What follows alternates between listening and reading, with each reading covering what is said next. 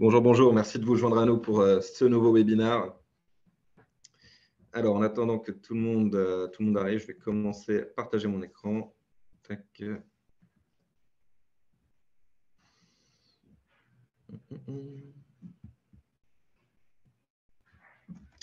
Bonjour à tous. N'hésitez pas à nous mettre un petit peu ce que vous faites déjà dans le chat. Tac. Super. Est-ce que tout le monde voit mon écran?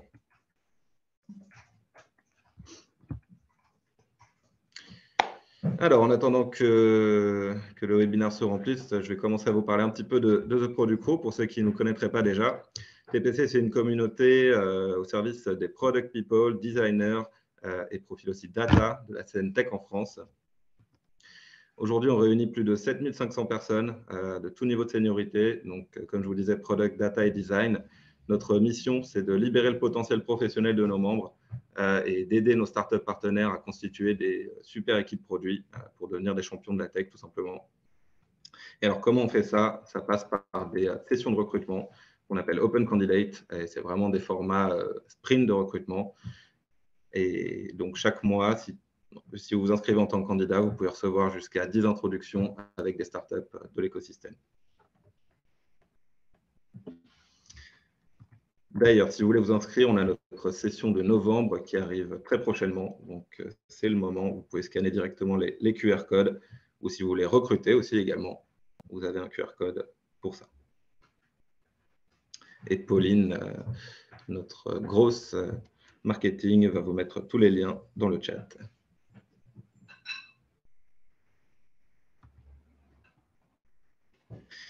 Alors, le sujet d'aujourd'hui, c'est un workshop product, lead PM et après, comment choisir son futur poste.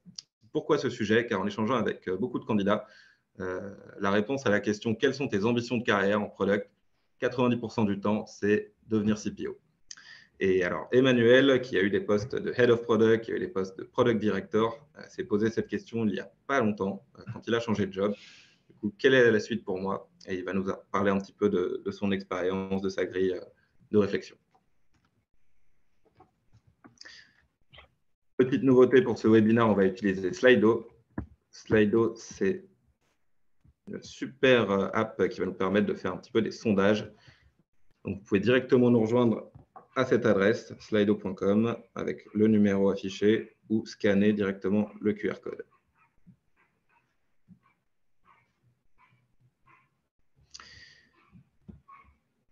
Je pense qu'on a assez de gens qui nous ont rejoints. On va pouvoir commencer. Alors, Emmanuel, déjà, merci beaucoup. Et je vais te laisser un peu la parole pour te laisser te présenter. Yes, top, merci. Alors, je vais partager mon écran. Hop. Parfait. Dites-moi si jamais vous ne voyez pas mon écran. Écoutez, hyper content d'être avec vous aujourd'hui pour parler d'un sujet qui m'a pas mal touché récemment, qui est l'évolution de carrière quand on est à un poste de product lead. Voilà, il y a quelques mois, j'étais un peu comme la personne là sur la droite à essayer de réfléchir à qu'est-ce que je pouvais bien faire après avoir eu des rôles de product lead. C'était effectivement un peu une décision plus complexe que ce que je pensais au départ. Je faisais partie des gens qui disaient, une fois que tu es product director, après tu es CPO. La réalité, elle est assez différente. Et du coup, aujourd'hui, je veux juste vous partager un peu les questions que je me suis posées, éventuellement quelques conseils que je pense que vous pouvez utiliser si vous posez ce genre de questions. Et puis, ravi de pouvoir échanger ensuite avec vous. Vous avez d'autres questions. Donc, aujourd'hui, je vous donne un peu la fin de l'histoire. Je suis chez Penny Lane. Et donc, je vais quand même juste vous dire ce que fait Penny Lane. Donc, on est une jeune startup qui développe une plateforme tout en un donc de gestion financière. Donc, globalement, on est l'app pour les dirigeants d'entreprise, TPE, PME, qui leur permet de gérer leurs factures, leurs comptes en banque, leurs cartes pro, leurs notes de frais, leur budget, etc. Et on est aussi l'outil de comptabilité des experts comptables de ces entreprises pour gérer vraiment la tenue comptable et toute la déclaration. On a été créé il y a 2 ans, on est déjà un peu plus de 300, donc très grosse croissance. On a levé pas mal d'argent auprès notamment de Partech et de Sequoia. Sequoia, pour ceux qui ne connaissent pas, c'est un fonds assez important aux États-Unis et on est la seule boîte en France qui se est financée. Et on a aujourd'hui un peu plus de 600 cabinets clients et un peu plus de 15 000 clients entreprises. Je ne l'ai pas mis, mais évidemment, si ça vous intéresse, on recrute des PM. Donc, vous pouvez aller sur le site carrière de PDT. Donc, ça, c'est aujourd'hui. Mais avant ça, j'ai eu un parcours finalement assez classique. J'ai démarré en 2013 chez Cartier en tant que project manager. À l'époque, le rôle de project manager n'était pas forcément un truc très, très connu, très courant, et encore moins chez Cartier, évidemment. Mais assez rapidement, en fait, je suis rentré comme premier product manager dans une startup qui s'appelle Wind. À l'époque, on était 20, donc vraiment très early. Mais la boîte a beaucoup grossi et du coup, j'ai un peu grandi avec. Et donc, un an après avoir démarré mon rôle de product manager, j'étais déjà sur un rôle de product leadership, head of product chez Wind. Au bout de 2 ans, j'ai voulu aller rejoindre une boîte qui était avec des valeurs peut-être plus fortes que chez Wind. Et donc, j'ai rejoint ManoMano sur un poste un peu similaire de lead product manager. Donc, poste de lead aussi, premier lead product manager chez ManoMano. À l'époque, on était 200. Et la boîte a aussi beaucoup grandi. Je vois qu'il y a des gens de ManoMano, donc ils le savent encore. Je crois qu'aujourd'hui, ils sont 1200. Et donc, du coup, j'ai grandi avec, product director. Et au bout de 4 ans chez ManoMano, à faire sur un poste de product lead, je me suis un peu posé la question de ce que pouvait être la suite. J'ai assez compris qu'a priori, la suite n'était pas chez ManoMano. Parce que j'avais envie de voir quelque chose de nouveau. Mais en fait, assez rapidement, je me suis dit, bon, bah voilà, maintenant, c'est le moment d'aller trouver un rôle de CPO. Essaye de voir les boîtes où tu peux. Et en fait, en y réfléchissant un peu plus, je me suis rendu compte que c'était probablement bien plus... Enfin, j'avais vachement plus de possibilités que juste être CPO. Et alors, pour utiliser un peu une analogie, je me suis rendu compte que c'était un peu comme choisir ses futures vacances. Pourquoi je dis ça? C'est que c'est pas parce que une fois tu es allé aux Maldives, tu peux pas aller en Bretagne après. Alors qu'a priori, on pourrait avoir l'impression que les Maldives, c'est toujours mieux que la Bretagne. Mais dans les faits, ça dépend vraiment de ses motivations, ça dépend vraiment de ses critères. Et il n'y a pas qu'une seule façon d'organiser ses vacances. Et donc, du coup, je me suis dit, bon, ça a l'air d'être plus compliqué. Et comme toute décision compliquée quand on est PM, je me suis dit, essaye de te faire un peu un framework de réflexion pour t'aider à prendre ta décision. Et donc, honnêtement, rien de révolutionnaire, évidemment. Mais voilà un peu la démarche que j'ai suivie. Et je vais essayer de vous montrer un peu les questions que je me suis posées. Je me suis dit, en tant que bon product manager, le premier truc auquel tu dois réfléchir, c'est qu'est-ce qui te motive? C'est quoi le why? Ensuite, une fois que tu as compris quelles sont tes motivations vraiment intrinsèques, quels sont tes critères non négociables? Et essaye de vraiment les définir. Et ensuite, explore les critères négociables. Bon, je vais essayer de vous montrer ça un peu de façon très concrète. Le why, donc encore une fois, l'obsession du product manager. Et je vais essayer d'utiliser à chaque fois l'analogie de choisir des vacances parce que je trouve que ça aide bien à comprendre la démarche. Quand on part en vacances, on peut avoir on peut avoir besoin de se reposer, on peut avoir besoin d'aventure, on peut avoir besoin de nature, on peut avoir besoin de se retrouver en famille. Enfin, au départ, on a toujours une sorte de motivation. Et c'est ça, en fait, qui drive tout. Et je pense que c'est un peu pareil avec le fait de choisir son poste. Donc, je me suis listé un peu des choses qui auraient pu être des motivations. Les trucs un peu classiques dont j'ai parlé avec des gens qui cherchaient à changer de job. Ça peut être mon équilibre vie pro, vie perso n'est pas le bon. J'ai pas de possibilité de grandir dans cette boîte. Ça peut être je suis pas aligné avec les valeurs de la boîte ou je suis trop dans une zone de confort. Donc voilà, l'important, c'est de prendre ce temps avant de se lancer, de bien comprendre quelle est la motivation principale.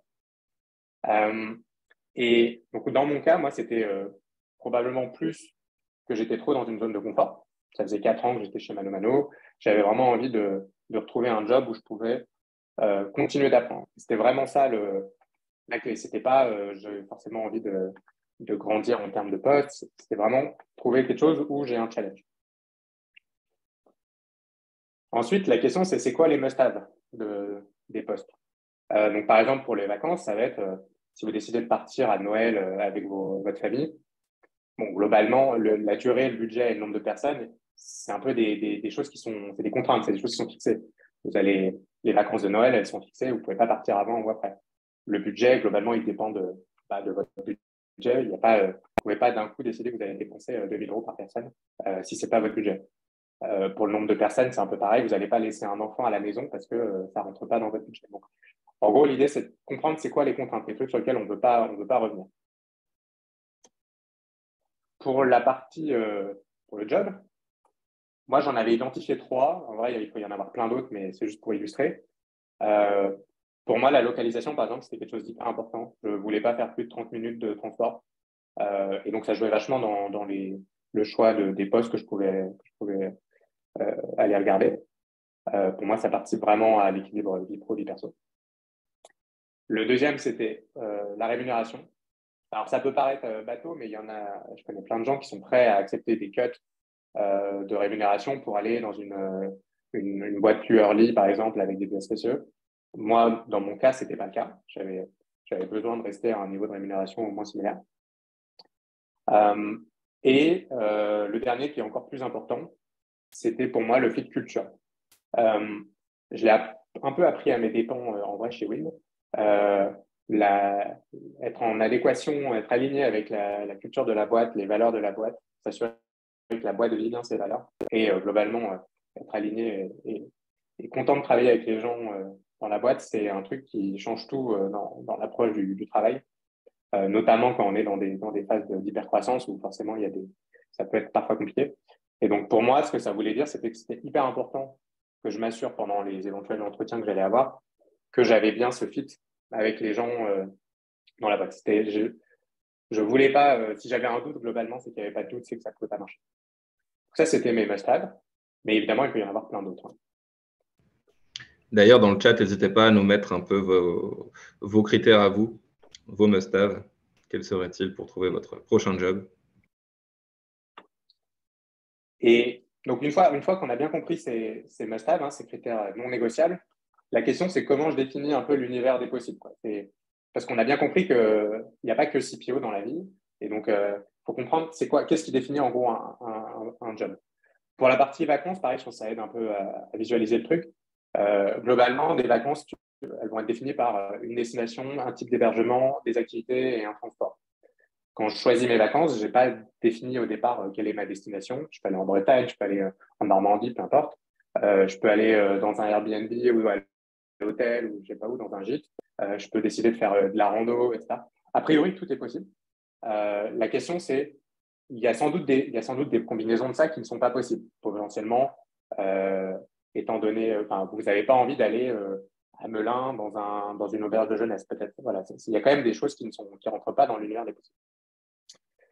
Pour le choix du poste, moi, j'avais considéré qu'en gros, un poste, c'était un rôle. Donc là, évidemment, il y a plein de possibilités. Ça peut être staff PM, être PMM, être Product Ops, être évidemment CPO, VP, Head of Product, Lead Product. Donc voilà, l'idée, c'est qu'il y avait plein de possibilités sur cet axe-là. La taille de l'entreprise aussi, c'était quelque chose où, pour avoir la chance d'avoir travaillé dans des boîtes de tailles différentes, c'est un truc qui est très structurant. Donc, travailler dans une boîte très early, une boîte de 200 personnes, une boîte de 1000 personnes, c'est très différent, notamment dans le produit. Et donc, j'avais envie d'explorer des tailles différentes d'entreprises. La product culture, ça, c'est un truc que j'ai appris un peu avec l'expérience.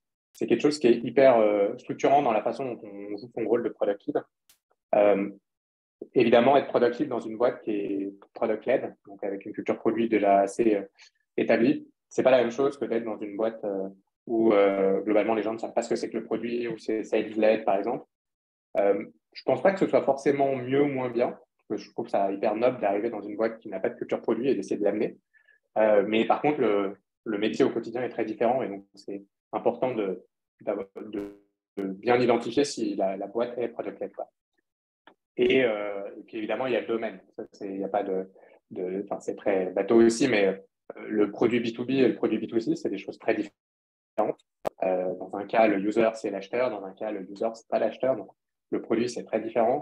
Et puis évidemment, ensuite, le e-commerce, que j'ai beaucoup fait, c'est très différent de la fintech, c'est très différent de la medtech. Enfin, voilà. Donc, c'est bien identifier les domaines différents qui peuvent être intéressants à aller coder.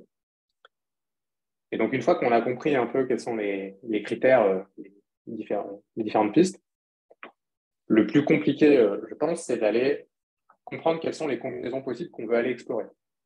Donc, comme je disais avant, là, la question, c'est quelles sont les combinaisons qui sont possibles parce que j'ai envie. Donc, par exemple, j'avais pas envie d'être PM dans une boîte de 100 personnes. Ça, c'était une combinaison que je voulais pas explorer, ça m'intéressait pas. Et après, il y a les combinaisons qui ne sont pas possibles parce que juste elles ne sont pas possibles. Typiquement, je ne pouvais pas être CPO de Twitter. Et donc, l'idée, c'est de comprendre, voilà, c'est quoi les grandes combinaisons possibles que j'ai envie d'explorer et de faire en sorte que dans ma recherche active, j'explore bien des pistes très différentes pour pouvoir ensuite les comparer. Et donc, voilà en gros un peu à quoi j'ai abouti dans mes recherches. Donc, je n'ai pas mis les noms des boîtes, mais globalement, l'idée, c'est plus d'illustrer le genre de rôle auquel j'ai pu faire des entretiens, enfin des tours d'entretien et aller un peu jusqu'au bout. La première, c'était plutôt un rôle de founder, donc boîte tout juste créée, très product-led, parce que les founders étaient assez product, mais dans de la B2B supply chain. Un rôle de CPO sur une boîte plutôt de 100 personnes, mais plutôt marketing-led en fintech. Un rôle de PM dans une boîte plus grosse, assez sales-led en e-commerce, et un rôle de lead PM ou de product lead dans une boîte plutôt de 300 et quelques personnes, product-led, et plutôt en fintech aussi, mais en B2B cette fois-ci. Et donc, ce qui était intéressant, c'était que ces 4 offres-là, avec ma démarche, je savais en fait qu'elles répondaient à mes motivations parce que je savais qu'elles me permettaient d'être dans une situation avec du challenge et elles répondaient à mes critères de non négociables, quoi, les must-have. Et du coup, la question ensuite, c'est OK, mais maintenant que j'ai exploré tout ça, comment je fais pour choisir? Alors là, j'aimerais vous dire que j'avais un framework très robuste, une sorte de RICE qui permet de prioriser et puis de savoir quelle est la meilleure offre. La réalité, c'est que non. Je pense qu'il n'y a pas vraiment de solution miracle à choisir. Là, le plus efficace, c'est vraiment de parler avec un maximum de gens pour comprendre et le faire en fait de façon très sereine parce qu'on sait que ça répond à ses motivations et que ça répond à ses critères non négociables. C'est must-have. Et donc, du coup, en parlant avec un maximum de gens, j'ai terminé par atterrir chez Penny Lane, du coup, en tant que product. Donc, ça fait 3 mois. Je suis très à l'aise et très content de les avoir rejoints. Et aujourd'hui, je suis évidemment, avec le recul, je vois que la décision que j'ai prise était très bonne. Mais j'étais déjà à l'époque, au moment où j'ai pris ma décision, très à l'aise parce que justement, j'avais suivi un peu cette démarche qui me rassurait sur mes motivations. Du coup, très rapidement, si je peux juste vous donner quelques conseils, c'est définissez bien votre why et vos critères, vos must-have, parce que finalement, c'est ça qui fait qu'ensuite, quand vous allez explorer, vous allez être en pleine confiance sur le fait que vous ne pouvez pas vraiment vous tromper. Et explorer bien un maximum de combinaisons possibles au moment où vous cherchez. Je pense que parfois, on a tendance à se dire « Ah ouais, moi, je veux absolument aller en fintech, etc. » Je pense que c'est toujours intéressant d'aller explorer un maximum. Et du coup, vous allez pouvoir prendre votre décision de façon très sereine. 2 petits disclaimers. C'est un framework, c'est juste un framework, ça ne prend pas la décision pour vous. Et donc, c'est juste là pour vous aider à guider votre réflexion. Donc, ce n'est pas la solution en tant que telle, ça ne va pas remplacer votre libre arbitre. Et deuxièmement, on ne déteste pas la vie. Donc, l'objectif, ce n'est pas de savoir si la décision qu'on a prise, c'est la meilleure, si tant est qu'on soit capable de dire ce que c'est que la meilleure. L'objectif, c'est juste de savoir si vous êtes à l'aise avec la décision que vous avez prise pour ne pas la regretter en continu. Voilà un peu les conseils que je voulais vous partager. Si vous avez des questions, rapidement. Merci beaucoup Emmanuel. Et je confirme, en recrutement, difficile de faire de l'A/B test. Il ne faut pas faire une semaine dans une boîte, une semaine dans l'autre, ça serait bien. Mais en tout cas, n'hésitez surtout pas à poser toutes vos questions dans le chat. D'ailleurs, moi, j'en ai une pour toi, Emmanuel. Dans ta recherche, dans ta réflexion, est-ce que tu as étudié un peu aussi les possibilités de te tourner vers les métiers un peu nouveaux du product, type product ops, product marketing? Est-ce que c'est quelque chose qui est entré dans ta réflexion? Oui, au sens où je les ai considérés au début, un peu quand je me suis dit c'est quoi les postes possibles. Mais je n'ai pas passé par exemple de tour d'entretien dessus parce que j'ai rapidement considéré que c'était pas forcément ce qui m'intéressait le plus. Je suis passionné par le produit, j'avais envie de rester sur des métiers directement liés au produit au sens de product management. Donc voilà. Ok. Il y a Laetitia qui nous demande aujourd'hui, finalement, ton rôle actuel chez Penny Lane, il correspondrait à quoi? Parce que tu nous as dit product Ouais. chez Penny Lane, ce serait un contributeur individuel dans une autre boîte? Non, non, non, c'est vraiment un product lead. Ok, Donc oui. je manage les PM. Ok. Ok, ok. Il y a. Alors, non, excuse-moi, c'était Julien qui avait posé cette question. Là, c'est la question de Laetitia. Je me suis un petit peu emmêlé les pinceaux.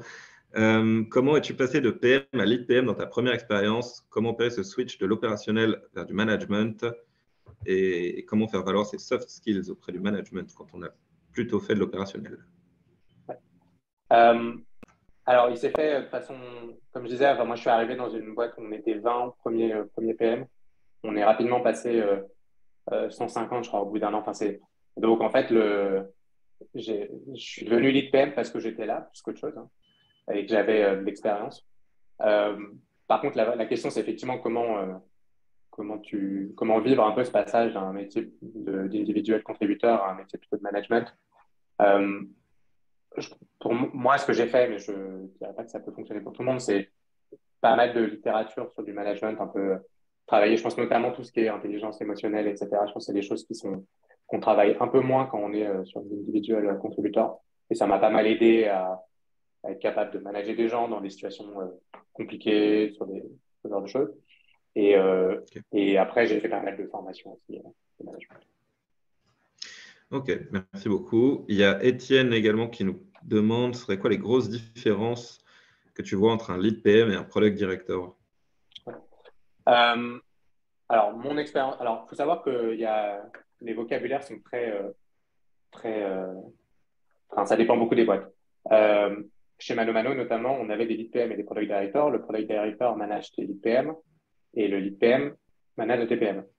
Donc, la principale différence, c'est que dans un cas, tu manages des gens qui sont managers quand tu es product director, alors que sinon, tu manages des gens qui sont individuels contributeurs. Donc, ta posture est assez différente. Le profil des gens, en général, est aussi un peu différent. Mais la posture n'est pas la même parce que c'est-à-dire, il y a une espèce de niveau de management. Mais sinon, globalement, là, enfin, il y a plein de boîtes qui appellent product directors, ce qu'on appelle un lead PM, c'est-à-dire des gens qui managent les PM. Et dans ce cas-là, il n'y a pas de différence entre un product director qui manage les PM et un lead PM qui manage les PM. C'est plus des questions d'aligner les noms avec un peu les attentes des gens. Mais je pense pas qu'il y ait de différence d'attente particulière. Et il y a aussi Zenayela qui nous demande finalement ton objectif long terme aujourd'hui, c'est lequel? C'est devenir CPO ou pas? Alors, pour l'instant, ma réflexion, je connais pas le futur, mais a priori, elle m'amène à dire non. C'est-à-dire que moi, je m'éclate dans un rôle de lead PM. Euh, je, A priori, j'ai pas une attirance folle vers un rôle d'exec. Je pense que, encore une fois, tout revient à définir quelles sont tes motivations. Moi, mes motivations, c'est d'être sur un rôle produit où je me sens challengé. Et pour moi, je peux très bien changer de type de boîte, changer d'industrie, etc., en restant sur des rôles de lead PM. Si tant est que ça réponde à mes attentes en termes de must-have, j'en sais rien, de rémunération, etc. Pour moi, il n'y a pas le rôle de CPO, alors on pourrait en faire un talk complet, hein, mais pas forcément euh, le.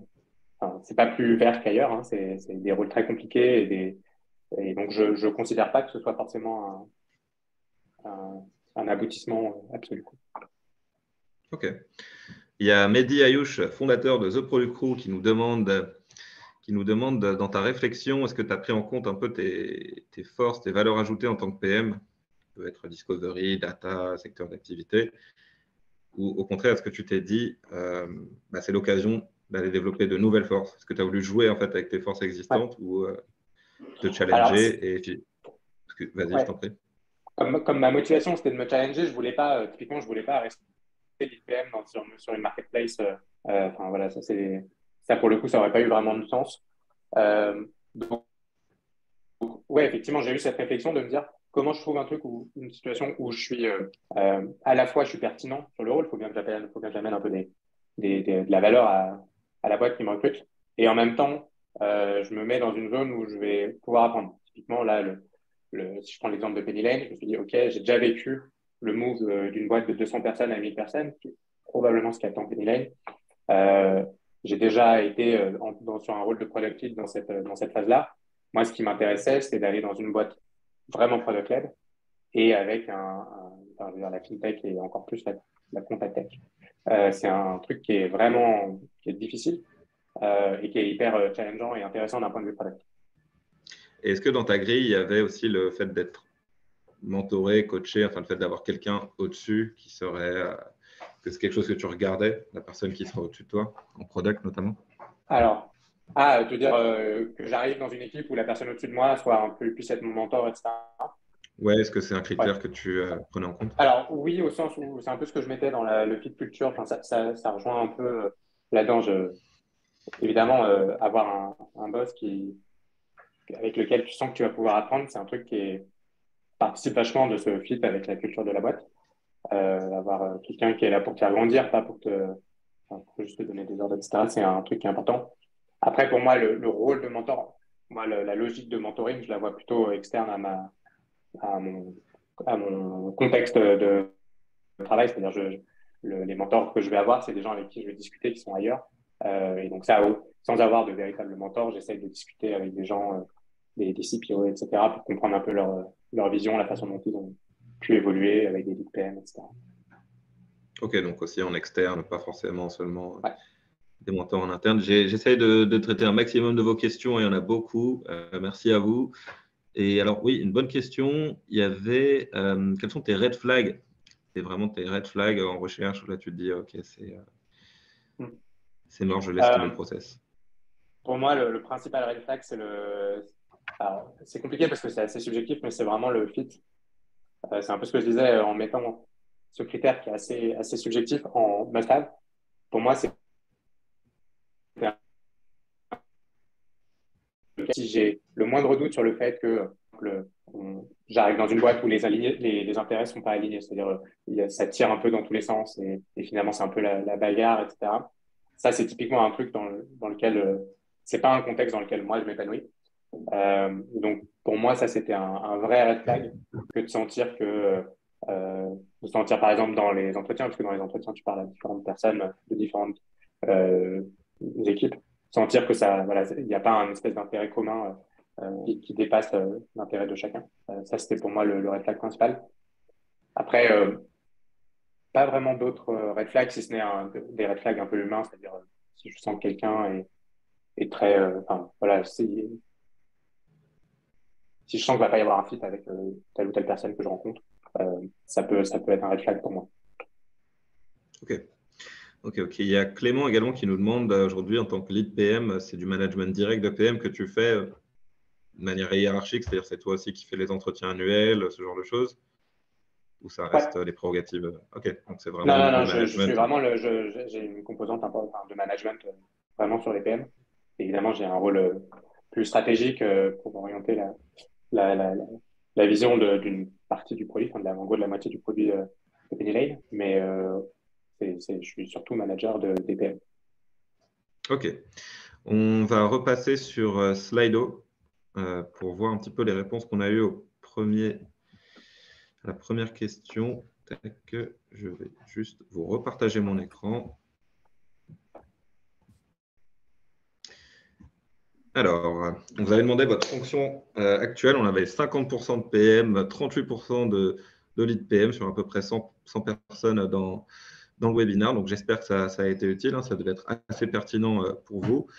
Maintenant, on va vous poser une autre question. Je vais laisser Pauline prendre la main. Donc justement, je vous l'avais demandé dans le chat, mais qu'on ait un petit peu de statistiques, serait quoi votre vrai critère numéro 1 pour votre futur job après avoir écouté les conseils d'Emmanuel? Je vais vous laisser un petit peu le temps de répondre. Et sinon, il y avait une autre question qui est revenue sur l'anglais notamment. Est-ce que tu estimes aujourd'hui que pour arriver un peu sur ce type de poste à responsabilité dans les métiers product, c'est devenu indispensable? Ah oui, oui. Oui, oui. Ouais. Vraiment. J'aurais répondu pareil. C'est assez pénalisant aujourd'hui, en Et tout cas. c'est un bon investissement que de faire des cours d'anglais si vous êtes un peu en difficulté sur l'anglais. Et alors, oui, aussi une question de Estelle qui nous demande c'est quoi la différence entre une entreprise sales-led versus marketing-led? Effectivement, ça pourrait. Euh, Enfin, sans caricaturer, l'idée c'est qu'il y a des boîtes où on va dire l'input principal de la décision vient de l'équipe sales. Parce que, par exemple, il faut faire, enfin, je caricature un peu, les sales ont décidé qu'il faut faire cette feature parce que c'est ça qu'il faut pour vendre, versus une boîte où les features vont être plutôt définies par le produit parce que c'est ce dont ont besoin les clients. Et donc, c'est tout un.